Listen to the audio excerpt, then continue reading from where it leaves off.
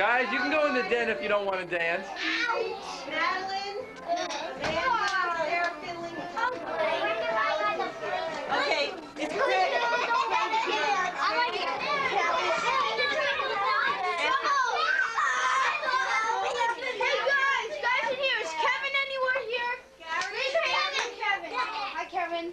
Okay, Kevin's here. Yes. Yay!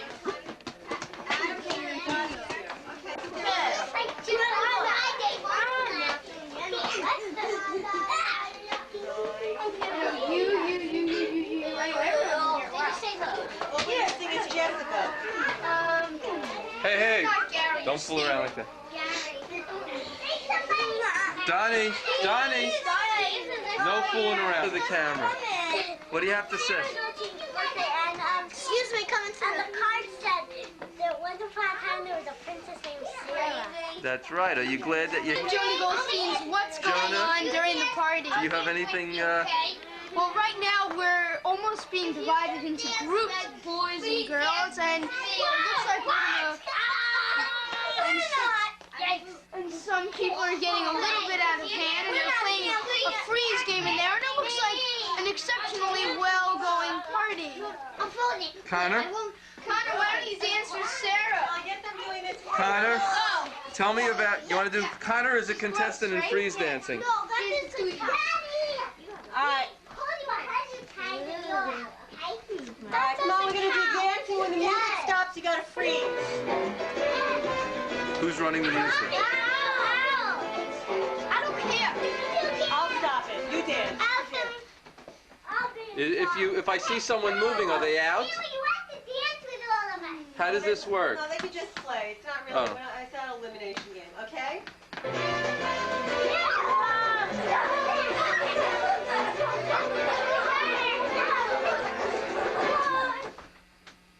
They're pretty good. They're pretty good freezers.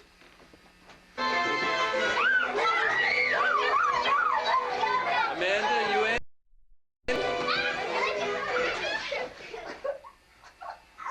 Well, you got your foot up in the air. You got to keep it up in the air. No, nobody's out. Nobody's out.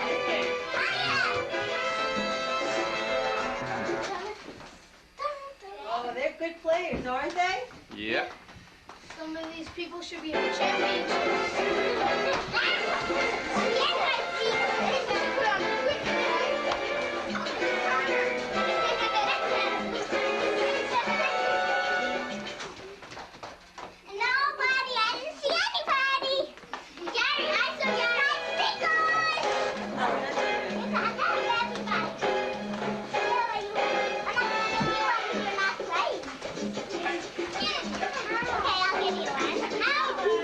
Amanda, you have anything to say to your friend Sarah for her birthday? You want to just say happy birthday, Sarah?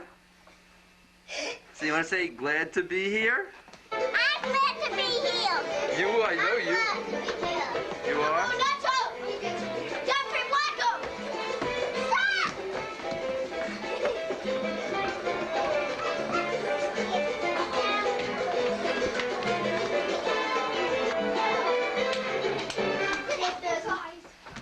Oh, those guys over there are really good. Get in there. There's a minute there. No, don't shake it. I'm gonna make you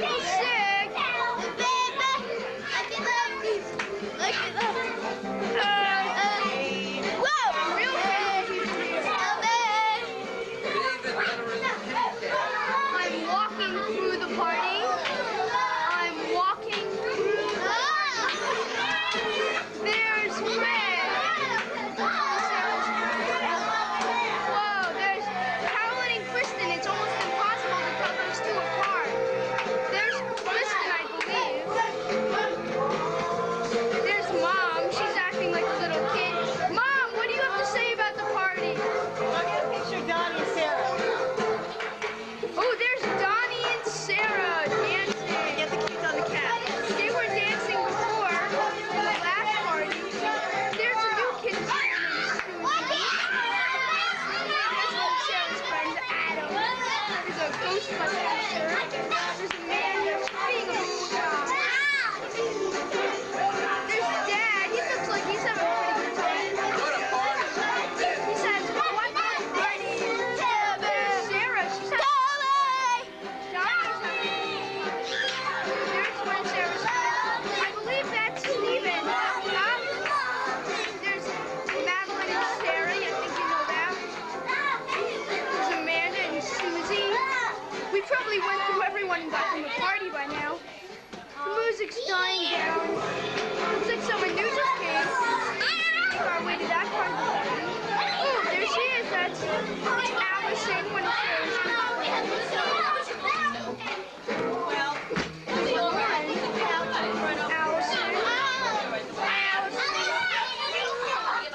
Okay, Minicam. Okay, I'm going now. Don't keep your Shall finger I? on it. you know what? That you're hungry. Everybody, let me see. Look hungry. Rub your tummies. Oh, you're so hungry. If I tell you you're thirsty, let me see you grab your throat. You're thirsty. Good. If someone's giving you something to drink, let me see you drink up. They're giving you food to eat up. What if I tell you you're freezing cold? What if I tell you you're tired? Everybody yawn. Stretch.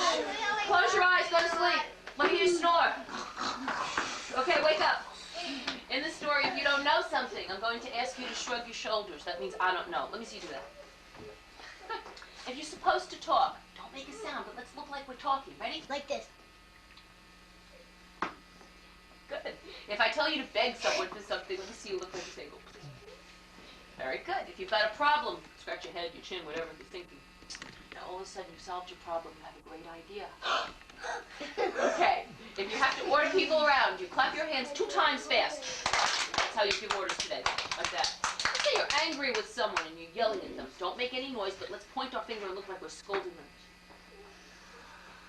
Good. All right. If I tell you to search high and low, let's search high and low. Okay. Little princesses, but no one knew how beautiful they were, but the sun by day, the moon by night, and the eyes of the stars. That's because a wicked witch had kidnapped them and locked them up so deep in the forest. No one could see their beauty. Every day, the witch gave each of the princesses, now Madeline, baskets of straw. She said, "Here, princesses, here, here, spin, princesses, spin," said the witch. "Hurry up, spin all this straw into golden thread," shouted the witch, "or I'll turn you all into a bunch of toads." The princesses were scared. Look, scared girls. They were frightened of the witch. They had no powers of their own any longer. They were completely at the witch's mercy. They had to spin every single day from sunrise until sunset. At the end of each day, the witch went over to each of the princesses. She said, "Let me have your golden thread, Susie. Thank you. Let me have it. Let me have yours. Thank you. Let me have yours. Thanks. And yours. Thanks. And yours, Sarah. Thanks." Then the witch went over and put all the golden thread in the storeroom over there. Then she came back and gave the princesses more. "Here, here, here. More straw. More. Get busy spinning. What are you waiting for?" shouted the witch. "No breaks for you." The princesses had been doing this for the last 10 years.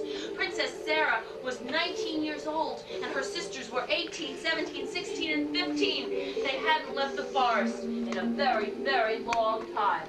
Well, luckily, every spring, the Wicked Witch took a vacation. The Wicked Witch screamed at the princesses, "Stop, girls! Put down your straw! Look up at me! I have a few words of instruction for you before I go on vacation. First of all," said the witch, "you make sure you do your spinning while I'm gone. Do you understand?" The princesses shook their heads yes. "Secondly," said the witch, "you make sure you don't talk to any strangers who might be wandering around. You understand?" The princesses shook their heads yes. "Good," said the witch, "because I'm warning you, if you disobey me, your thread will lose its golden shine, and you will be punished when I come back. Do you understand?" The princesses shook their heads. Yes, we understand." "Good," said the witch. "Well, I'm off." And she flew this way, off into the woods. Once the witch was gone, the princesses decided to take a little break. They figured the witch wouldn't know about it. They put down their spinning. They picked up their magic wands, which they carried everywhere. They all went outside into the forest. Come on, girls, over here. They took a deep breath of fresh forest air. And they began to dance around and around. Go ahead, girls. Enjoying themselves, enjoying the fresh air and sunshine. "Oh, this is so much better than working," they said. They were having a great time. But all of a sudden, in the middle of their fun, they stopped.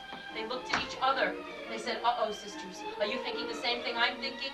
They shook their heads. Yes, the Wicked Witch said we'd better do our spinning or we'll be punished. Let's get back into the house.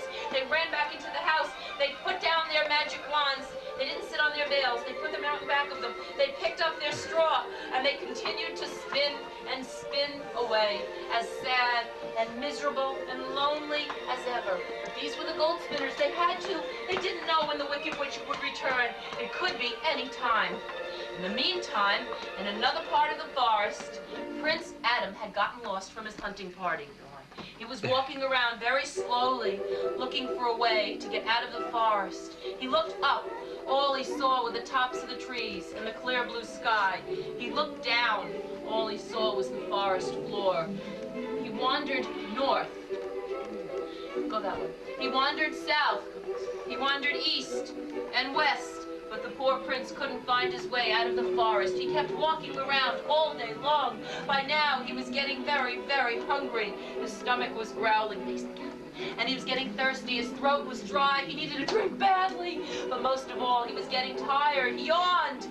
He stretched, Adam, come on. And he fell asleep right on the floor of the forest. Let out. He slept for many, many hours. After a while, it got dark and cold. Prince Adam woke up, shivering with the cold. Brrr, come on, shiver. He looked around. All he saw were eyes peering out between the bushes and trees. They were the big bad bears that could eat him alive. Prince Adam pulled out his sword. He waved it around at the unseen enemy, but he knew he was the one who had to get going. So he started running frantically throughout the woods. Run, Adam, come on. I've got to get out of here. The bears are going to get me. Where am I going to go? What am I going to do? Keep the sword up high.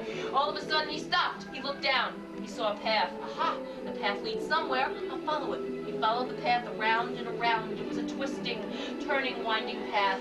And finally, it brought him out here, to the house where the princesses lived. When he got there, he knocked on the door. Over there, Adam. Princess Sara got up to answer the door. She opened the door.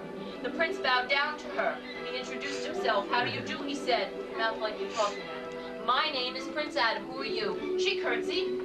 She said, my name is Princess Sara. These are my sisters, the gold spinners. What can we do for you? Prince Adam said, I'm hungry and thirsty. I was wondering if you might have something for me to eat and drink. Princess Sara shook her head yes. Sit down right here, Adam. I'll get you something from the kitchen. She stood. She turned to get him some wine and bread and cheese, but her sisters looked up at Sara. They said, Sara, what are you doing? Remember what the Wicked Witch said. If you talk to a stranger and you don't do your spinning, your thread will lose its golden shine and you'll be punished. But Princess Sara shook her head. No, I don't care, girls. You do the spinning. I'll take my chances with the prince. So she got him some food, and she sat down to serve him. She gave him the wine, which he drank, and she gave him the bread and cheese, which he ate. When he finished eating and drinking, he felt much, much better. Then he began to talk to Princess Sara, and she talked to him. Just pretend like we practice. They talked to each other for hours and hours and hours. Pretty soon they lost track of time. 2 whole days had gone by, and they kept talking and having a good time. Back at the castle, things were not so good. The prince's mother, the queen, and the prince's father, the king, were very worried about their son who had been missing for 2 days. Dad, you're going to have to move way back. They're going to trample you. The queen was crying her eyes out. She was crying and crying, my son, where's Adam? The king patted her on her shoulder. Take it easy, dear, he said, I'll think of something. The king scratched his head. He thought and he thought. All of a sudden, he had a great idea. I've got it, he said, like this. I've got it. I'll call a search party. I'll call the knights. He clapped his hands 2 times. Knights, come over here, he said, I need you. The knights bowed to the king.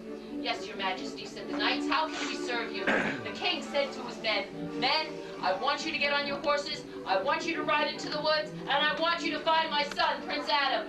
The knights got on their horses, and off they galloped into the woods. With their swords held high, straight up. They rode all around. Go the other way. Keep riding. Sound effects, everyone else. Come on. The knights searched high and low. The knights looked everywhere. Watch those swords, guys. Keep riding. Don't stop. You're searching for Prince Adam. They searched all afternoon, but try as they might, they couldn't find him anywhere.